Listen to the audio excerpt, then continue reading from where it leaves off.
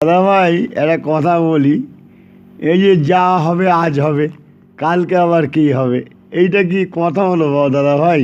দাদা ভাই, সংসার থেকে শেখা ছাড়া অন্য জায়গায় শেখার কিছু নেই।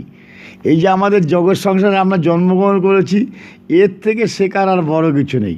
এই সংসারের মাধ্যমেই তুমি টোটালটা পৃথিবী এবং ভোলে বাবা কিংবা আল্লাহ বলো, হজরত মোহাম্মদ, যীশুখ্রিস্ট, সনাতন গুরু বুদ্ধদেব বলো, টোটাল শিখতে পারবে।